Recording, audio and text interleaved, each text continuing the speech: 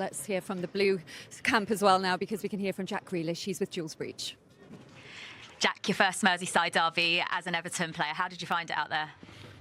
It was probably what I expected. Coming here, it was hostile. It was fast start. I don't think we played well at all really in the first half. We come in at half time and had a bit of a chat between ourselves and with the manager, and I thought second half, I thought we'd lost the game in the second half, and it's frustrating now because you go in there and you say if we would have played like that from the start, if we would have pressed like that from the start, it would have been a different game. But yeah, in the end, we couldn't get that last goal. You gave it absolutely everything in the second half, as you say, and with the way Liverpool's season has gone so far with letting Leeds slip away, was there always a belief that there was something in this for you? Yeah, no. Even myself, when I've watched them this season, have been so good, but there have been a few times here where they've gone 2-0 up, like the other day, for example, against Atletico, and they conceded two. So we always had that belief that we could do it. We got the one back, a great finish from Driss, and like I said, we couldn't get that last goal, and it was a bit frustrating in the second half. I think that obviously we're trying to slow the game down at times, and we had time. I've never seen a player in my whole life get booked for taking a quick free kick.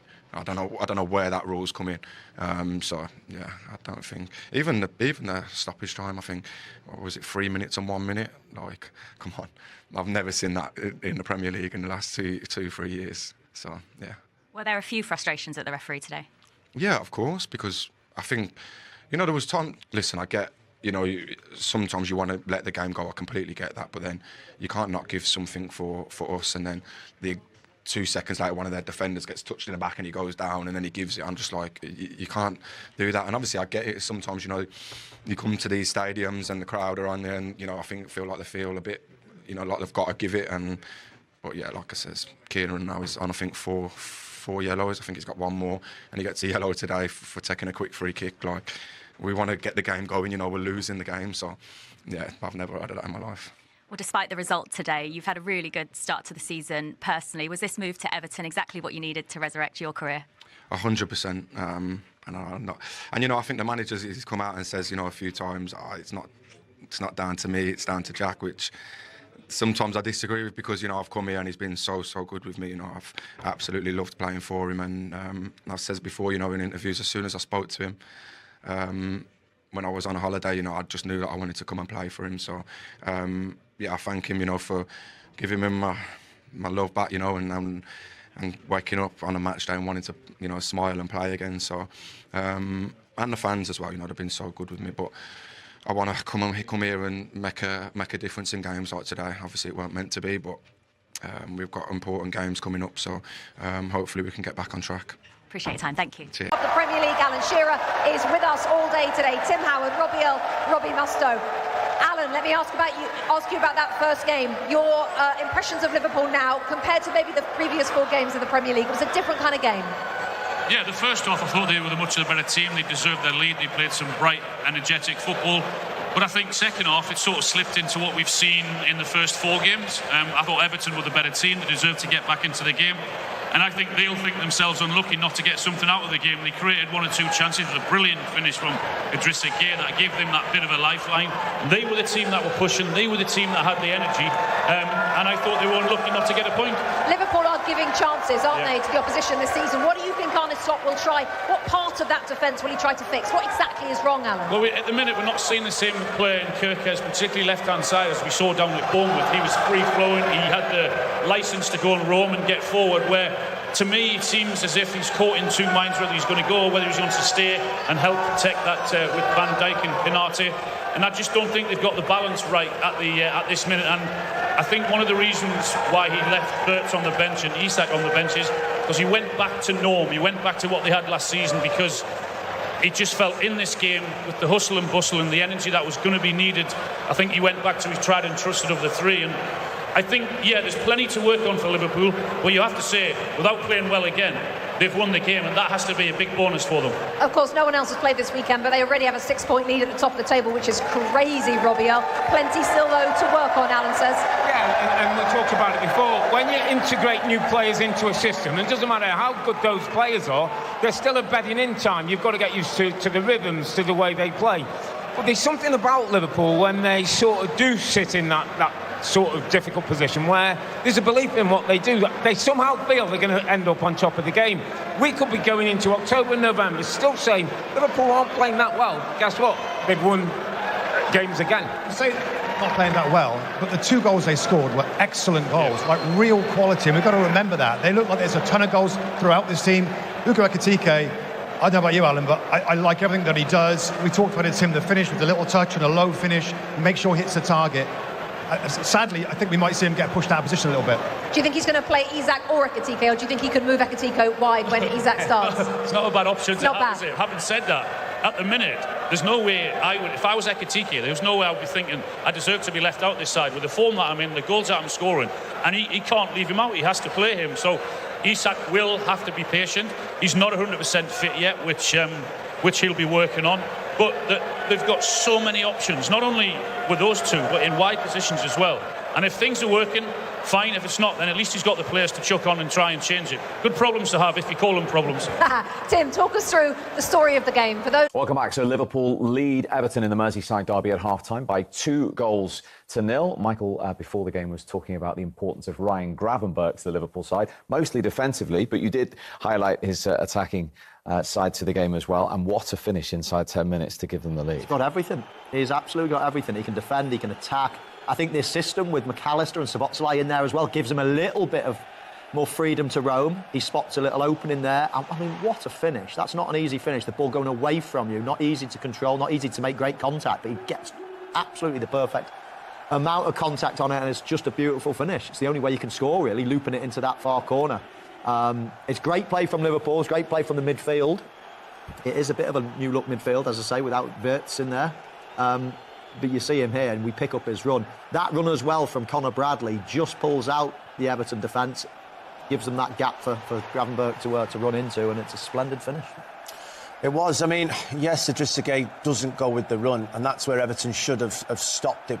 But other than that, it's a really quality goal. I mean, wonderful weight of pass from Mo Salah, even better finish from Gravenberch. And I said that Everton needed to be solid for the first 20 minutes, get through that opening period, don't do anything sloppy. And that also comes in speed of thought and making sure you're up to tempo. And Ekitike just lost concentration there and you're a goal down. Yeah, Brian Gravenberch's 3rd goal in the Premier League. 2 of them have come in the last 4 games. Now, before we see and talk about Hugo Ekitike's wonderful finish for Liverpool's 2nd, you're disappointed in Everton the way they conceded this?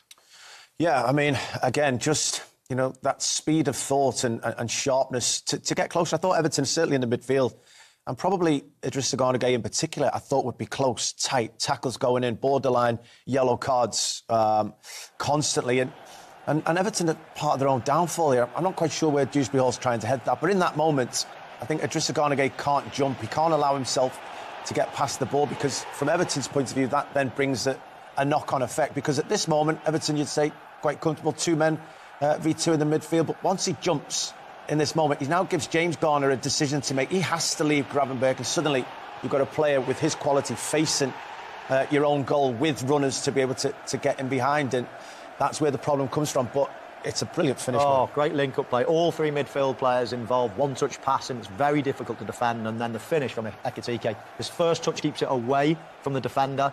But it's what I like about the touches. Of course, he takes 2 touches to score it, but it's almost one movement. He touches and hits it. He knows that he's got to do things sharp.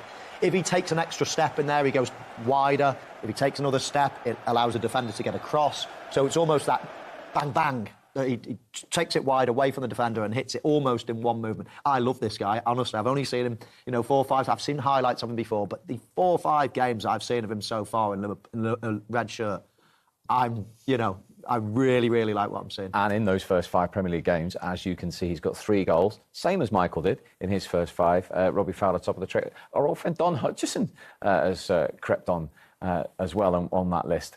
What a start. Now, Everton have to score next, Leon. And if they are going to do, as you pointed out before the game, the left-hand side is the most likely. You've seen a couple of glimmers of hope down there? Yeah, I've seen how we're going to get close. I mean, it's exactly how we've played in the first 4 games up till this point, trying to create down that left-hand side. Jack Grealish getting the ball, Keenan Dewsbury Hall making this run. A touch disappointed, and it doesn't even hit the side netting, so it's not close. I'd expect him to wrap his foot around that, but he keeps breaking into those spaces, and as he pulls this one back, you never really feel that Idrissa Gana Gueye is going to be able to finish on his weak foot from there. We'd love that to have been someone of quality of Gravenberch or Ekitike, you know, with the quality, and it just shows the difference in player ability in the penalty area, because I think box-to-box Everton have been OK relatively, but when it comes to the main area of the football pitch, inside that penalty area, you saw what is it, 250 million pound overall in the squad at the front, what they can do. Yeah, just to mention the 225 million pounds still on the bench as well with Messrs Isak and Weert. Liverpool also on his Premier League debut in the first game of the season at Anfield against Bournemouth. We spoke to him live after that game. You actually spoke to Arne in the week about the Isak Ekitike situation and whether they could actually play together.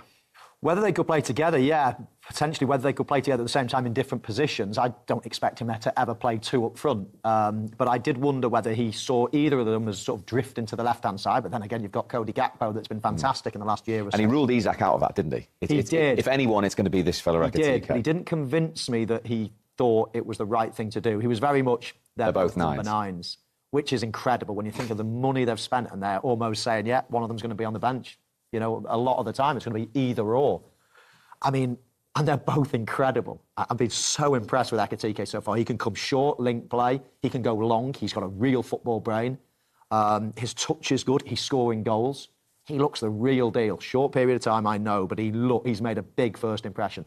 And then you go and get one of the best centre-forwards in the world, and you think, wow, what an embarrassment of riches. And if you're not going to play them in different positions, if you're going to just say it's one or the other, which is not exclusively what he said, but that's the impression I got, that he thought, no, it's one or the other. Which it's going to be interesting to see how it's juggled throughout the Because year. David Moyes was sort of tongue-in-cheek making the point yesterday that Liverpool had spent more on Isak than Everton have spent on their squad this summer. And when you look at the bench today, Isak and Weert, £225 million worth of talent. Yeah, it's frightening, isn't it? You know, to have that quality, you know, to bring off the substitutes bench. But, you know, I think Liverpool actually, I'm going to say touched lucky in the sense that Isak was always the first choice, I feel. Didn't look like it was going to happen. Go get Ekitike, bring him in.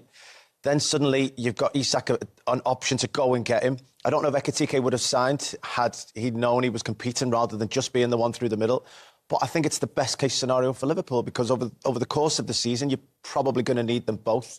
You know, you need that quality, you need the option to come in and out. But neither of them would probably have come thinking they're going to be a backup. So it's worked out brilliantly for Liverpool to have that quality to get them through the season. We knew it's going to be a tough game. It was. We had to fight until the last minute. But yeah, I feel proud. It was a good test for me. So yeah, to have scored my goal and the win at the end is, you know, you can be just proud and happy for the team. And we just have to keep going. The fans already love you here, but scoring in the derby will make them love you even more. What was the key to scoring your goal? I mean, we made good movement. I see Ryan. I had space behind, and yeah, I just took it, and I make the difference. I'm a bit lucky because they will both go under the legs, but yeah, it's good. You started today ahead of Alexander Isak, but can that competition for your place in this team make you perform even better? I mean, it's a very, very good player. I always watch him before I came here. So for me, him being here, it's really good. You know, I can learn and improve myself. And, you know, it's just a competition. But I know we're going to play together. We're going to make a difference. And, yeah, I hope one day we're going to share the pitch. But nice for you to score today and give the manager a bit of a headache before the next game, I imagine. Nice for you to score today and give the manager a bit of a headache on who starts the next game. Yeah, no, it's good. It's good. It's coach problem. Me, I just do my job. So yeah, it's really good. Well, congratulations. Well done today. Thank you. Jolien, a post-match reaction from Arne Slot after his side have won their first 5 Premier League games of the new season. The first time they've won 5 Premier League games in a row under the manager. Let's get his thoughts now with Jules Breach. The perfect start to the season continues. What was the key to getting that win today? The first half performance. We always knew how difficult it was going to be. 3 games in 7 days, 62.5 hours rest. Early kickoff on Saturday, which I don't mind to have an early kickoff, but I don't like it if we play on Wednesday evening. And then you can also see how much impact this has, because if you look at it as the first half, when we were fresh, unbelievable the way we've played. And second half, okay, we have to give credits to Everton as well. They did things maybe a little bit better, but you could see we were a little bit running out of intensity, but the mentality was still outstanding the second half because we hardly gave away anything at all after they scored the 2-1. 2 excellent goals from your side today as well. I know we're only 6 games into the season, but is Ryan Gravenberch already better than last year? Now, if I say better, that means that there was room for improvement last year, and he was already so good last year. Now, what he added today to maybe towards last season is that he scores a goal. I'm not too sure if maybe he scored one, maybe not one last season. So both similar goals. Both times we targeted the same area, where we had players with higher pace to come into those situations. And the first one was a great finish, wasn't an easy one. And the second one, same area. And Hugo scored. His first goal in the Merseyside derby, of course, having just joined Liverpool this summer. Is he giving you a good headache for the next game? No, there's no headache at all, because I even think these 2 players are very happy that we have them both. Because maybe for the long term they would feel like, what does this mean for my playing time? But both of them know that it's impossible. I'm not saying impossible, but it's very hard for them to play 3 times 90. Hugo's 21, 22, comes from a different league to a new intensity league, playing 3 games in 7 days. You can see the ones that are used to that, Ryan, Dominic Szoboszlai, Virgil, Ibu, Mo, they are used to that. But the new ones, for them it's harder. So, I would say we only have 2. Some other teams where we are in competition with, they have more than 1 striker as well. Perhaps at the moment, while Alexander Isak isn't up to full fitness, the decision may be a bit more balanced. But when he is ready to play more minutes, more games, how will you decide between them both? That's what I just meant, that Alex is far from ready to play 90, let alone 2 times a week or 3 times a week. But we are trying to bring him there as long as he stays fit, because that's the difficult balance we have to find. And it's nice to have to, this is a question, you can ask me this question about every position, and you can go to every manager in the league and asking him about that he has 2 strikers, 2 7s, 2 11s. That's why everybody loves this league, because there are so many great players. And yes, we have 2 very good number 9s as well, like many other teams in this league. No need for a late winner today, but of course Everton did get back into the game after you were 2-0 up. Is there any concern about letting Leeds slip away in matches? No, every time, the few times it happens, it's every time a different story. So the first time it was that we missed Ryan, so we got counter-attacked twice. The second time we conceded 2 set pieces against Newcastle. This week against Atletico, the goals were different. We had enough bodies behind the ball. A second one came from a throw-in also. And today it has a lot to do with us playing 3 games in 7 days. And people will, if I say this, will also, such a big squad. Yes, I have. That's why we are managing to win 3.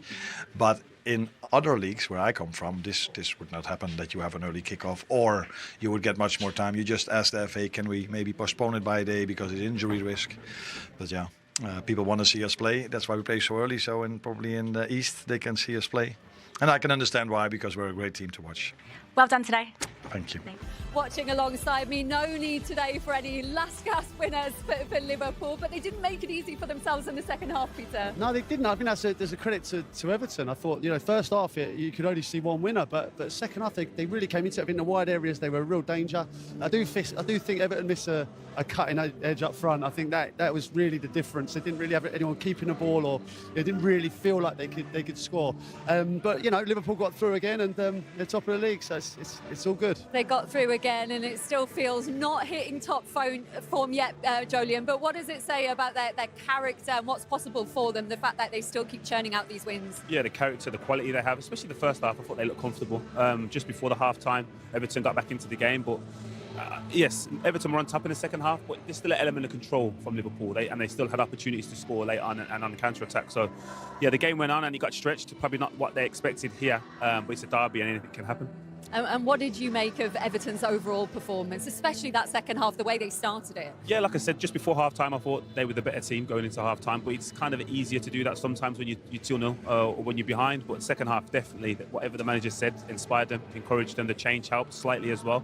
And I think, yes, overall they'll be frustrated. But Liverpool scored 2 magnificent goals in the first half, and you can't make the mistakes. And a big day for Hugo Ekitike as well, Peter, because with Alexander Isak on the bench today, to get that goal, just how big is that for him? Yeah, it's huge. I mean, you just want to keep scoring goals. You know, I've been in that situation before. You just feel like no matter what you do, you're not going to get a game. But he's got off to a flying start here. The crowd have really taken to him.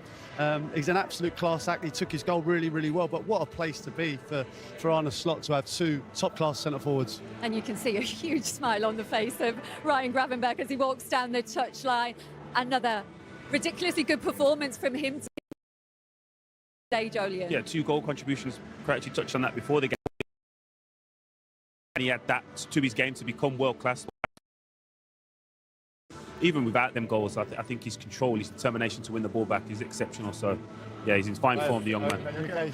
I bet he's really pleased to be out here in the rain. Right. Pleased to come out in the rain. Thank you so much for coming out to join us while it's chucking it down here. Congratulations on the win, your first Merseyside derby goal as well. How did that feel, especially to do it in such spectacular fashion?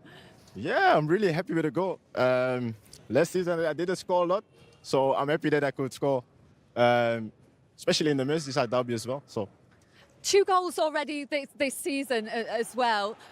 And look at the way you did it here. Just talk us through it. What did you think of the ball from Mo? We know if Mo get the ball, he has the incredible pass, and we know if like someone is on the ball side, they have to go through, and the space is coming in behind. So I saw it and I went in behind, and yeah, I didn't think. Unbelievably difficult skill that, to take it across you on a greasy surface as well. It can easily get away from you, that ball, but fantastic technique. If I see it now. Happy with that? Happy with that. Watch that again later. Yeah, for sure. You can be very proud of that one. And also, as well, after such a tough week with Atletico and then a derby, an early kick-off today, just how good an achievement is that for the team to come through with 2 wins?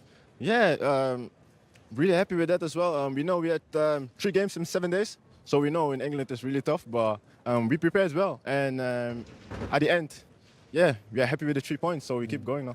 I have to say, it was quite a difficult second half for you in the end. The first half was fantastic, but what were the difficulties Everton were posing you in the second half? First, the goal, what we conceded. I think that didn't need to happen, but it was that. And then we know if they scored the 2-1, they will come, and we were a little bit going back and going for the counter. And I think we had chances to score again, but we didn't, and then it will be difficult then, Ryan, before the game, the guys were saying that right now they feel that you're one of the best midfielders in the world right now. How do you feel like you've taken your game to another level this season? Yeah, it's the coach that give me the confidence, and not like this season we have more freedom in the midfield. Last season I was like only on the 6, deep, and now I can go more forward, what you see today. And I think my strength is also there, so I'm happy with that, and also happy to go. What are Arne Slot's biggest strengths as a manager? What do you love about working with him? He's very clear, and when it comes to his mind, he tells you, and also the tactic part is really good. So, yeah. Absolutely, and a tough period coming up as well, but such strength and depth in this squad. Do you feel like you've still got lots of gears to go to as a group? Of course. We know we have a good group. They bought players as well, really good players. So we know it's not only the starting 11, it's the whole team. And we are like a family, so we push each other. And you see now, for example, Hugo scored today, and then Isak comes in and gives it also. I'm really happy with the squad. You all combined as a midfield for Ekitike's goal. How nice is it to play in that midfield 3 with the 3 you've got in there? We know we have a lot of quality in front. And you nice see combination with all 3 of you here. Yeah, you see also quality in the midfield. And I know when I got the ball, Hugo was going in behind, and the finish was really good. Would you like to add more assists and goals to your game? Or your all-round game is so good, but can you add more goals and assists? Yeah, that's what I said last season. I think I didn't even score. So of course I want this season. Yeah, more goals and assists. So yeah, I'm really happy with today. And I think this is your 4th Merseyside derby. You're unbeaten, Ryan. So what does it mean for the rest of the weekend? How much do you enjoy that now you've got the win? Yeah, we are now for top of the league.